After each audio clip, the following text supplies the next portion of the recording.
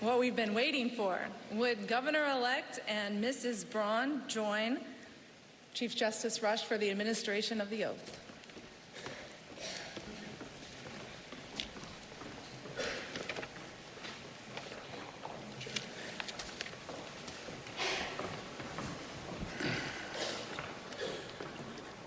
Ready? I state your name. I, Michael K. Braun, Do solemnly swear do solemnly swear that I will support the Constitution of the United States that I will support the Constitution of the United States and the Constitution of the State of Indiana, and the Constitution of the State of Indiana, and that I will faithfully and impartially that I will faithfully and impartially discharge the duties discharge the duties of the office of Governor of the State of Indiana of the office of Governor of the State of Indiana to the best of my skill and ability, to the best of my skill and ability, so help me God. so help me God. Congratulations. Thank you.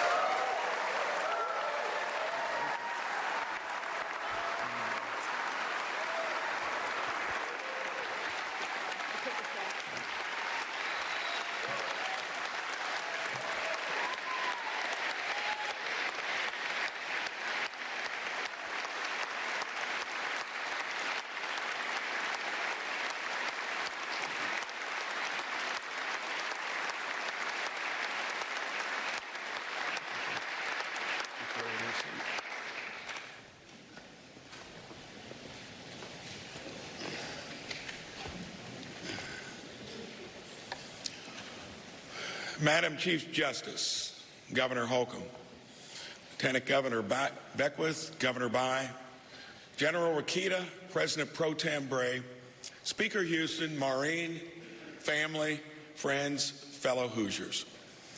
It is with immense gratitude that I stand before you to accept the honor of serving as Indiana's 52nd governor.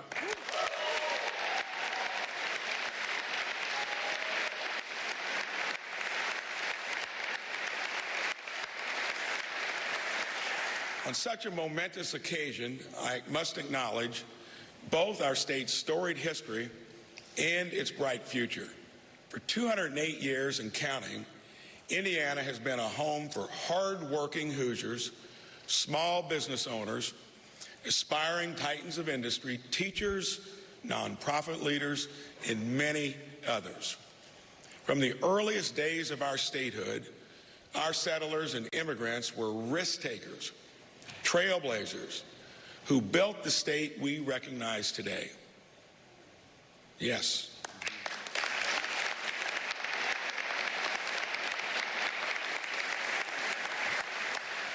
They embarked westward, seeking a new start, fertile land, freedom, and opportunity.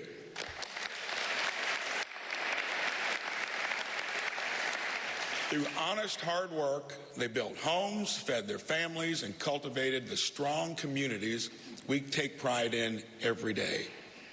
When I walk through the woods near my home in Jasper, I do it often, think of these early pioneers who built our great state out of the wilderness. These hard-working Hoosiers gazed upon the same forests when they established Vincennes as our territorial capital in 1800, and Corydon as our first state capital.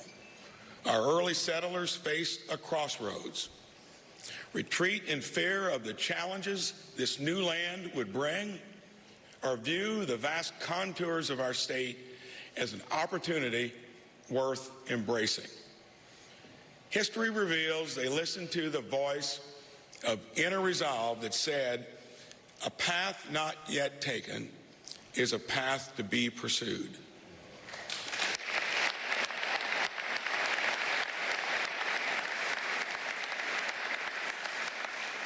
These aims of our founders were not all that different from ours today. Our great nation will soon observe 250 years of prosperity, and Indiana will have been an integral piece for most of those years. From our Hoosier veterans who fought the Union in the Civil War or stormed the beaches of Normandy in World War II, to the everyday heroes who currently stand at the ready, Hoosiers have always been willing to step up to protect our families, friends, and neighbors. That's what we're about.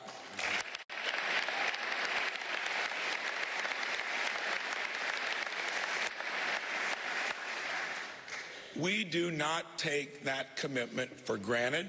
Undeterred by challenging periods throughout our history, Hoosiers have emerged stronger after every trial. We have grown from the dirt roads of Vincennes into the crossroads of America. From the farms to factories, our entrepreneurs have created thriving small businesses and some of the most important operations on earth, supporting critical industries in the daily lives of American citizens. In the face of any challenge, Hoosiers have stepped up to take our state to unprecedented heights, and we're not going to stop doing it.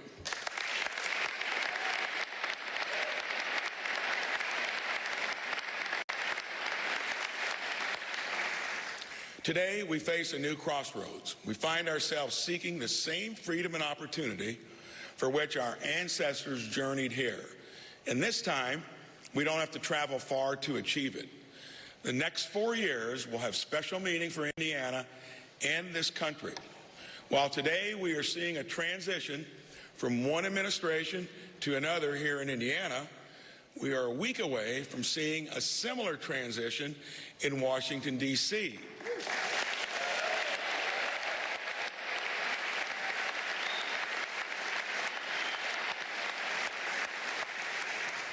However, the opportunity ahead is far more significant, and I am optimistic that the next 4 years see not only a change in leadership at the state and federal levels, but also a transfer of assumed power from the federal government back to the states.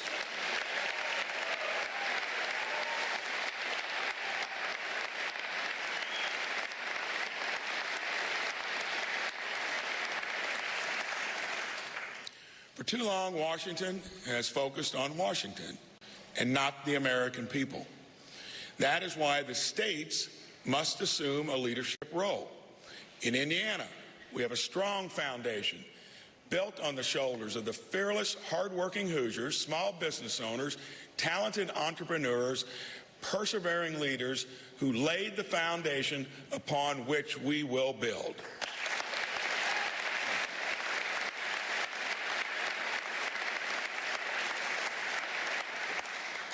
That same entrepreneurial drive must live within us, each of us, to face today's challenges.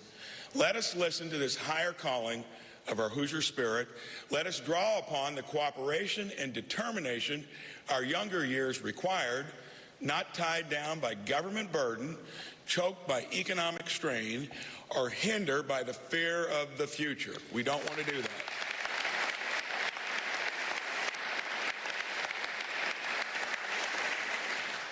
At this crossroads, we face clear choices. We can be the risk takers and trailblazers Hoosiers deserve in leadership, or maintain the status quo. We can rest on our laurels as a great state to have a business, or chart a new path like our pioneering predecessors to make Indiana the standard bearer for small business growth. I intend to do that.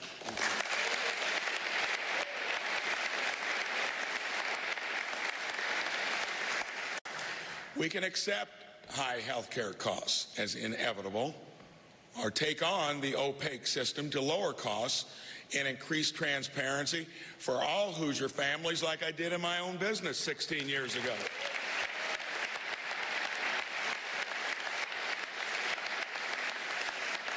We can settle for complacency in our education system, or empower parents and prepare our students for the jobs that will power the future.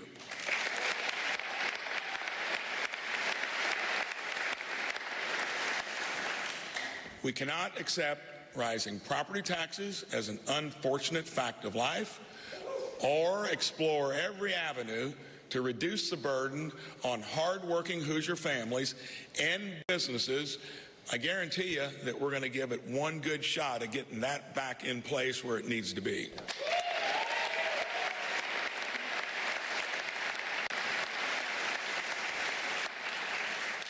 We can let government inefficiencies impede our success, or reshape government to sincerely serve the people. How about that?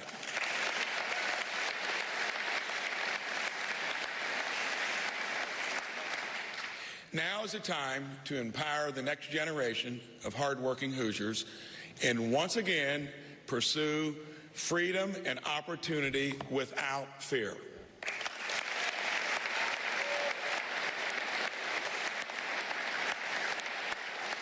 As the physical crossroads of America, Indiana is perfectly situated to lead our nation through the proverbial crossroads we now face. Let us listen to the entrepreneurial spirit that dwells within so many of us, the path of optimism to be pursued so others may follow. I am committed to be a governor of not just words, but action as we create a prosperous future for all Hoosiers.